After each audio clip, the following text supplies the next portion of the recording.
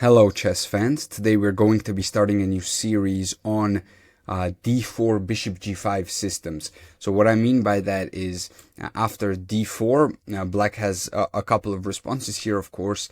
Let's say black plays d5, we play bishop to g5. This is the Levitsky attack, and this is what we'll be discussing today. But in the next upcoming episodes, I will also discuss various knight f6, bishop g5 systems, which is the Trompowsky attack.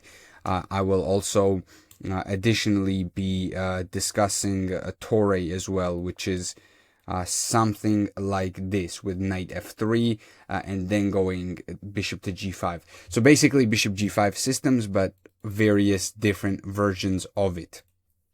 So without wasting any more time, let's begin. So today's episode is going to be about the Levitsky attack. So after d4, d5, wait, let me quickly remove these. Yeah, there we go. Show variation arrows. I don't want those on the board. After d4, d5, bishop to g5, this is the beginning of the Levitsky attack. And here black already has a couple of moves. Now, let's say black plays a move like knight to f6. Our idea in the Levitsky attack with bishop g5 is to take on f6 and damage our opponent's structure. Now, black can recapture both ways. He can recapture with the e-pawn and with the g-pawn. We will discuss both. Let's start with the e-pawn. So e takes f6. We play e3, bishop to d6, c4. After takes, bishop takes, because black does not want to reinforce this with c6, because after takes, this pawn is sort of isolated. It is going to be easily targeted with moves like knight to c3, queen b3, g3, bishop to g2. These are all common ideas in this opening and common piece placements as well. So keep that in mind. So if they play c6 and they get this isolated pawn in the center, you can attack it in various different ways. Now, after d takes c4, we recapture back with the bishop, black castles, knight to c3, normal development, c6, and knight to f3. So here I have two lines in my study here. One of them is knight d7, which is the most played move. The other one is bishop to g4, which I think is a very natural move. However, I think it's a weaker move as well. Let's start with bishop g4, actually. So if your opponents play bishop to g4, a very cool idea that you can employ is queen to c2. This is the way you deal with this pin. Now, you might ask, what about bishop takes f3? And let me tell you, yes, I know about this, and this is what you're going to allow. And the idea here is that after g takes f3, let's say black plays rook to e8, you want to drop your bishop back to d3, attacking h7 here.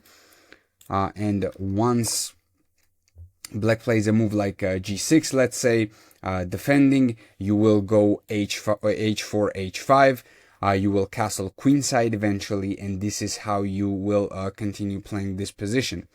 Now, they instead of playing g6, they might also play h6, which is probably a better move. And here, once again, you want a queenside castle, and you want to put the rooks on the g file, put a lot of pressure on the g file in general, and this is how you continue playing these positions. Let me show you a sample line in the g6 line, for example, h4, knight to a6, threatening knight b4, a3, defending it. So we're not allowing black to get this fork, which would not lose a piece, but this is a very strong bishop versus not so good knight. So we don't want to trade that off. And after a move like f5, h5, queen to f6, queenside castles, knight c7, king b1, we get to a position like this where we're putting massive pressure on this file. Let me check the evaluation here. Yeah, this is already plus 2. Actually, this is already plus 2, and the position is quite strong for the white pieces. So going back, that is how I would recommend dealing with this bishop to g4 pin. But instead of that, the best move in the position, which is not something you will encounter most. You might see bishop g4 more, but if you're high rated, you will see knight d7 more. Now, the idea of knight d7 is that black wants to play f5, knight to f6, and knight to e4, with rook e8 and queen e7 also protecting the e4 square. So let's see that plan in motion. Here we castle as the white pieces. Let me move my mouse away. Black plays f5. We play queen to c2, a knight to f6, rook to d1, queen to e7, threatening knight. Well, it's not a threat, but this is black's plan. Wants to, put the knight on e4, and after a move like g3, controlling this square, black plays g6, and we just finish our development with rook c1. Now, one detail that I want you guys to notice is that we traded off our dark square bishop, and then we are putting all of our pawns, well, almost all of them. This pawn might also move to a3. We're putting all of our pawns on dark squares. And the purpose of this is to negate the activity of this dark square bishop. That is the idea here.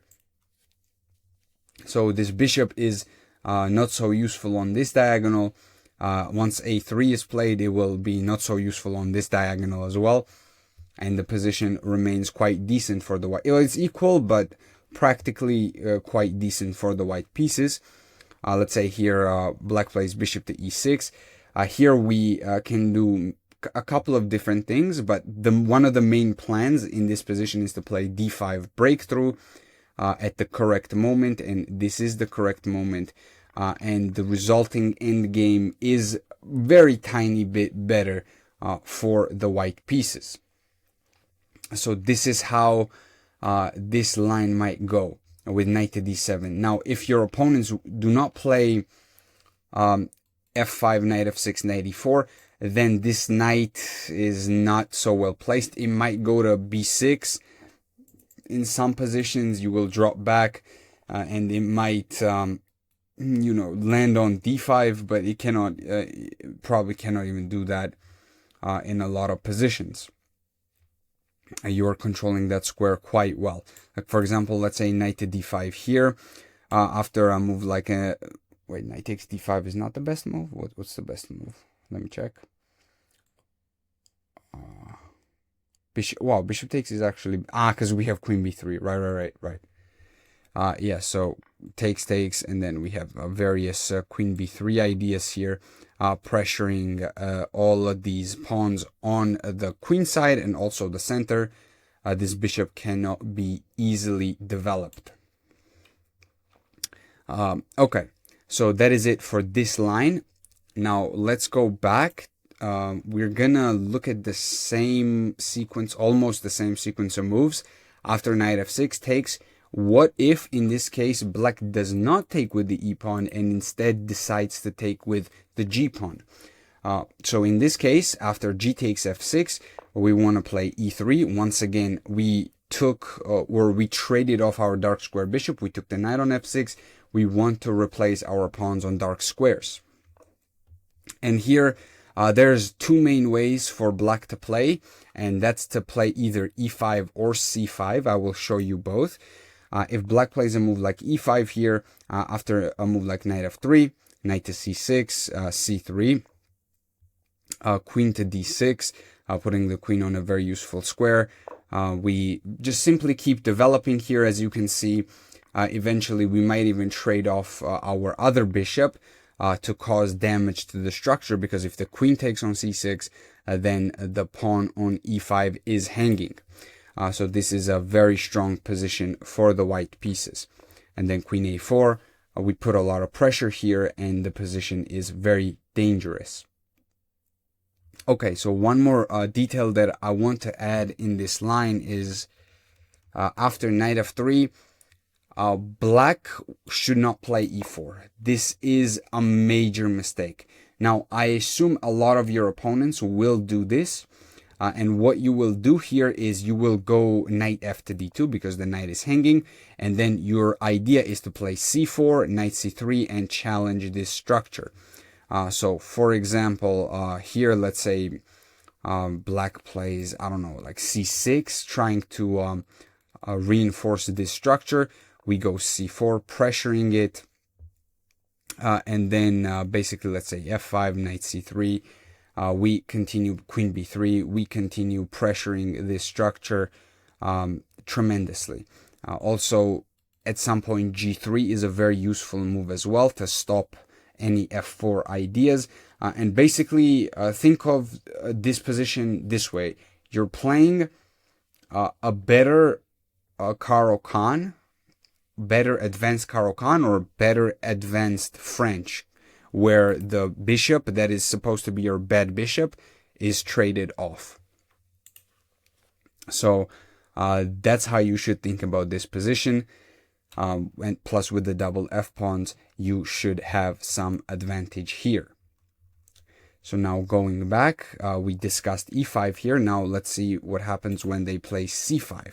So after a move like c5, I don't think you can try playing a move like c3, but I don't really like it because eventually e5 is going to come as well, and it feels like in some lines white is getting sort of overwhelmed because the pawns in the center are quite strong. So here you should probably take, and after black plays e6, trying to regain the pawn back, here you play c4, and black does not have any better option than to take. If you allow white to take on d5, which is definitely a mistake that black can make, black can like recapture here and then go for something like this, in which case you will trade the queens, and with this structure you're definitely better because this isolated pawn is quite bad. These pawns are also isolated as well, and these are like double isolated, like these f pawns, so that's even worse. So the position is definitely better for the white pieces, slightly, but it is better. So that is why black takes, and black is actually not worried about the fact that his king will not be able to castle after the queen trade because of two reasons. Reason number one, the queens are off the board, so there's less danger. And reason number two is that black has a very safe square on e7. Once this bishop captures the pawn on c5 and is developed, the king will hide on e7 very safely. So this is not even the best way to continue this position. Instead, what you should do is you should go knight to d2 as white in this position, and after, let's say, a move like c3, damaging the white structure a little bit.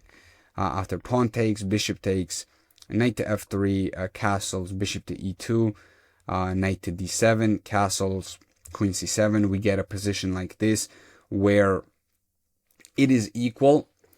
And honestly, I slightly prefer black's position in these lines, but there's not much you can do. I think this is one of the strongest lines black can play against this opening, like this g takes f6 and then c5. I think this is probably practically one of the most resilient ways for black to play. However, the position is very much playable for the white pieces. With the doubled f pawns, you can definitely create some problems for the black king. Okay, now let's move on to the next line. So the next line will be after d4, d5, bishop to g5. Here black plays h6. So we've moved on from knight to f6. Now we're going to talk about h6. Now after h6, you have multiple, well, sorry, no, you don't have, you have multiple moves. Bishop h4 is the best one. Not the best one, but the most played one. And here, there are some deviations. So if knight to f6 is played in these positions, you take and you transpose into capture lines where h6 was played. So basically you take and you're playing the same lines, except the pawn is advanced to h6 now, which may or may not be useful for black. I would say it's not that useful, but in an endgame, it could be useful because the king will have some breathing room. However, I don't think it's all that much. If knight to f6 is played and you capture here, you can play in the same way as you play in the lines that I showed you earlier. e3, c4, etc. So going back after bishop to h4, there are a couple of moves black can play. Let's look at c6, which is the most solid one. Here, white plays e3. Queen to b6, we meet this with queen c1. b3 is playable, but I don't like it. Personally, it weakens this diagonal a bit too much, and it's not my favorite option. I think queen c1 is a better move, and it scores better as well, slightly. So after queen c1, black plays e5, and you have to be very careful. Here, if you take this pawn, you lose the bishop on h4, so you have to watch out for that. So you cannot take it, and after a move like knight to f3, takes, pawn takes, we get this structure, which is quite symmetrical, and this position is very much equal. Like, there's not much going on here. It is just a position that you play. This was perfect play by black, of course. So this is the c6 line after bishop g5, h6, bishop h4, c6. One of the most resilient lines, one of the most solid lines. There's not much you can do here as the white pieces, but you get a very equal positional game. And if you want to practice your positional chess, this is one of the best openings you can. It's almost ideal, I would say. Instead of c6, black can also play c5, which is a very feisty move, I guess. And after a move like knight to f3, takes, knight takes, knight to c6, knight c3. Here, it's all about quick development. At this point, the center is going to be open very quickly, and you need to get as active as possible. That means you strike in the center with a move like e4, opening up your bishop, wasting no time. And let's say black captures, bishop to b5, bishop d7, bishop takes, and if bishop takes, knight takes c6, and we get into a line like this where you get into an endgame where these doubled pawns are actually not good for black. If black chooses to go e takes f6, this pawn structure in the long run, if every piece is traded off, then there will be some issues because these 4 pawns will not be able to break through these 3 pawns. And basically the position will be winning for the white pieces. So if all the pieces are off the board here, and if it's king and pawns, because of this structure, it is winning for the white pieces. So bishop to b4 checks, c3, castles, castles. We should not take because then there is rook to e8. So we castle here instead, and the position remains in the balance.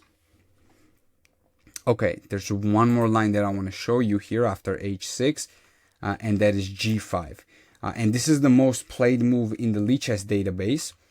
And after g5, you drop your bishop back to g3, bishop to g7, e3, knight to f6. Normal development once again, bishop to d3, nothing crazy. As you can see, the moves in this opening are pretty natural. Nothing crazy is going on.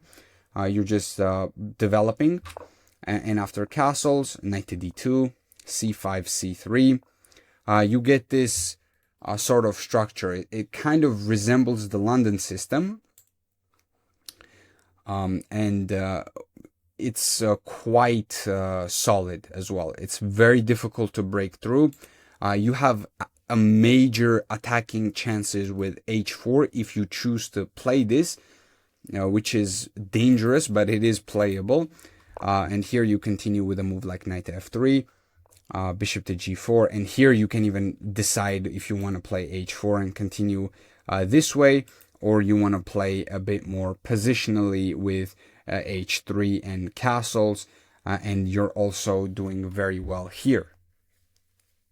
So this position is actually better for the white pieces, not just practically, but objectively as well. But also practically, it's quite easy to play this, but you need to know one specific idea. That idea is bishop to h2, let's say rook c8, bishop h2, and g4. And what this g4 move does, let me just make a move. What this move does is it forces the bishop back to g6, after which you capture and you damage your opponent's pawns, just like this. And then you can target them with moves like queen b1 or queen c2. You have to watch out for tactics here with queen c2. So I would recommend like queen b1, attacking this pawn, and knight to e5 as well, increasing pressure at the correct moment. And the position is better for the white pieces. So this is quite good for us if we're playing with white. There's one more line going back that I want to show you, and that is after bishop to g5. So we discussed knight f6, we discussed h6. Now there's one more major line, and that is f6.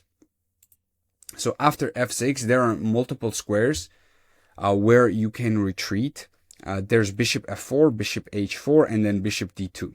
Now, I'm not going to be discussing all three of these in this video. If you guys want to, you can do that on your own time. But the move that actually scores the best out of these three, and the move that is best, in my opinion as well, is bishop to d2. This is the most solid move. And now what's the idea here? Like, why should not we go to f4 or g4, f4 or h4? The difference is that if you go to f4, there are lots of instances where you can get hit with a lot of tempi. For example, if you play knight to f3, there are already various g5 ideas, g4, and then e5. And black takes the whole center. Now, this is extremely dangerous, of course, for both sides. But black is very active here. Black has the big center. And I would not recommend going into these lines. And of course, looking at the Lichess database here, black scores more than white. So this is one of those lines where you need to be very careful with the white pieces. That's why I would recommend avoiding these altogether and playing bishop to d2 instead, because now there is no bishop on f4 or h4, so there is no tempo to be gained with a move like g5. And after bishop d2, your plan is simple. You want to play e3, c4. If black does not play any of the moves that I'm about to show you. So if black plays knight c6, that sort of forces you to make it. Let's say, let me just make a random move. Let's say e6, right? If black plays e6, which is a slow move, we play e3, c4. We continue developing normally. The position should be slightly better for the white piece. Very tiny advantage, not much, but white will be slightly more active here with normal play. However, after a move like knight c6, we go c4 immediately. And after knight takes d4, we play this move bishop to c3.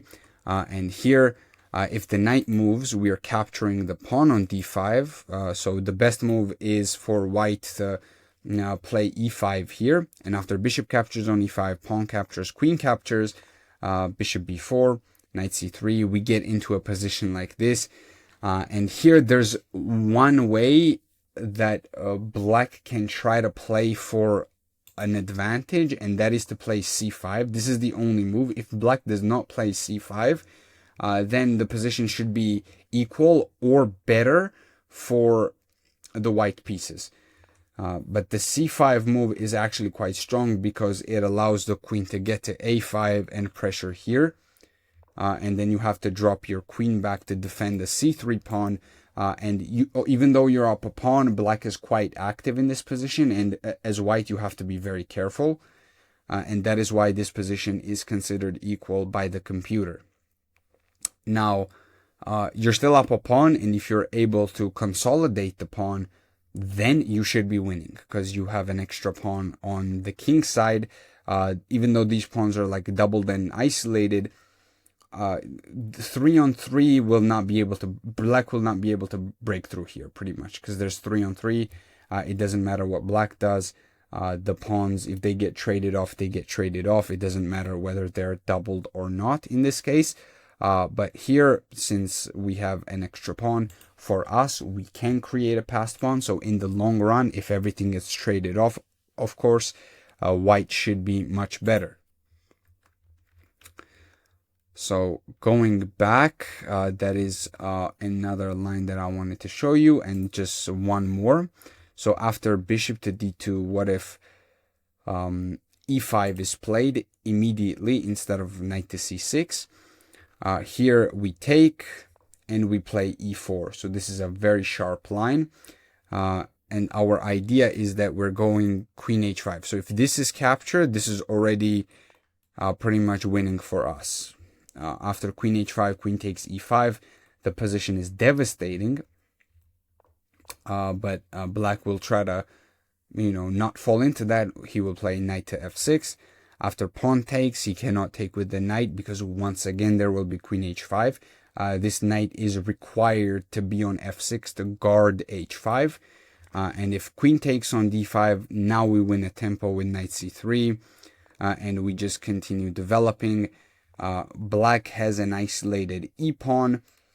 We have a much better structure, more activity as well, and a slightly better position. With bishop c4, it's also difficult for black to castle.